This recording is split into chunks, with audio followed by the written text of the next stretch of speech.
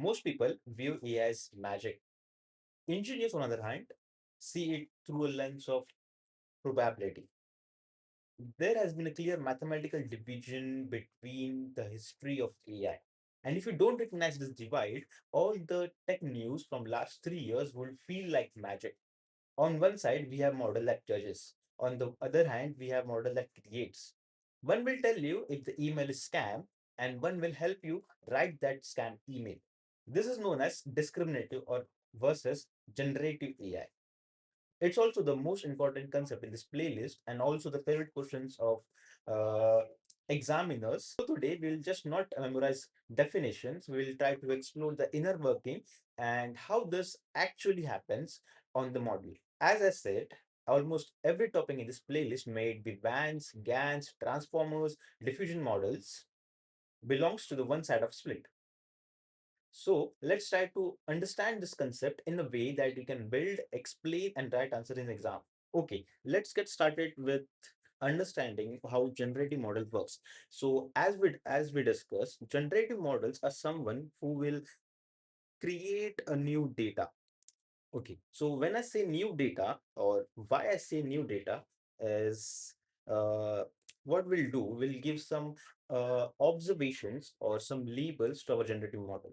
And from that observations or labels, our model will come with a new observation or a new output or a new image, maybe for instance, that hasn't been given or have does not exist in real life. So for example, let's assume this is our data, and in this data we have some picture of horses. So I will not actually draw picture of horses because I'm not that good in drawing. So assuming this is my horse data, maybe this is horse one, this is horse two, this and H3 and so on.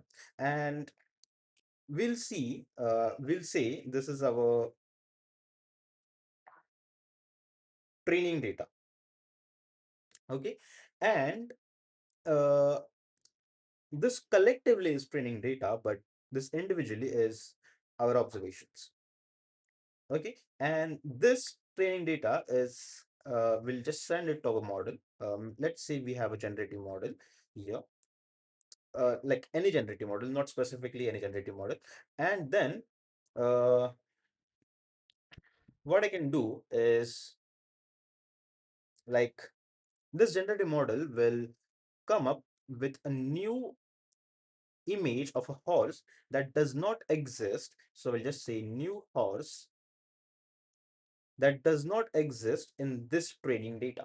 And this is all about generative AI. Obviously, we can send some like random noise in here. So,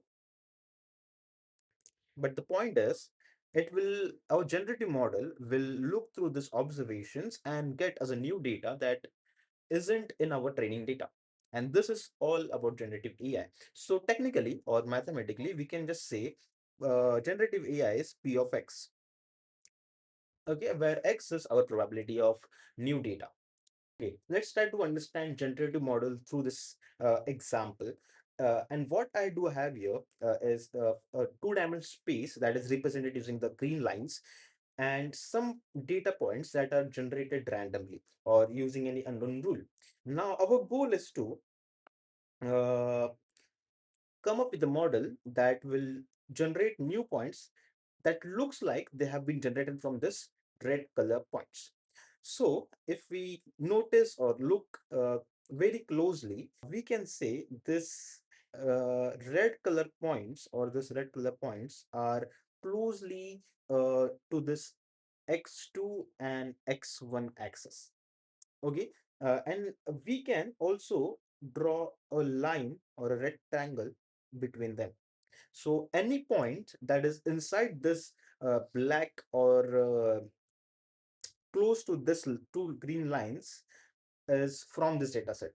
And if I draw a point here, this black color point is far away from this axis, and also it's not inside this triangle, so, rectangle. So we can say if we generate a model that can generate a point that looks like it has been picked, or it has been generate looking at the observations of these red points, we have to generate a model that will plot points inside this triangle or a rectangle, and that's it. Now that we have understood what is generative models, let's try to look using this diagram. How can we understand or what is the difference between the discriminative models? Okay, for example, so let's take a new data. Maybe we have some images in here. So I'll just select my pencil from here, and maybe I have some images here. Maybe uh, I have some cats and dogs. So I have six images, and some of them are cats, some of them are dogs. So maybe we can go it in this way. And now this all are our observations. This are our observations. And we will label it. So I can give it a 1, 0 for dog, and 1 for cat. So 0, 0, and 1 and 1.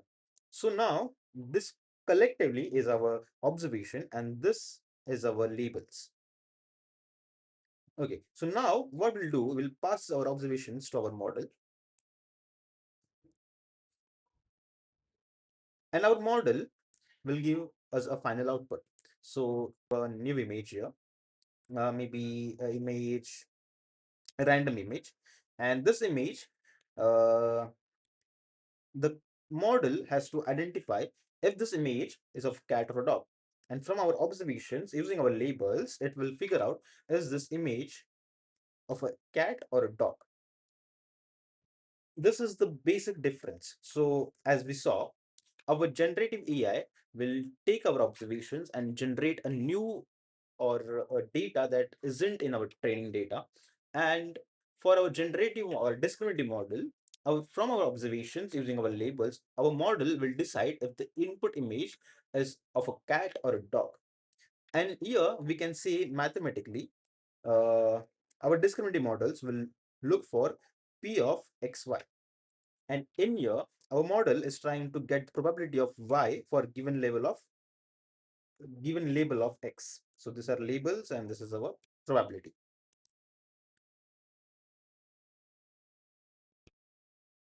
Okay, great. And that's it. That's all we want to know about generative AI and discriminators. So in the next video, we can drop our whiteboard and code our models side by side. One of which model will generate and second will judge. And I will see you in the IDE.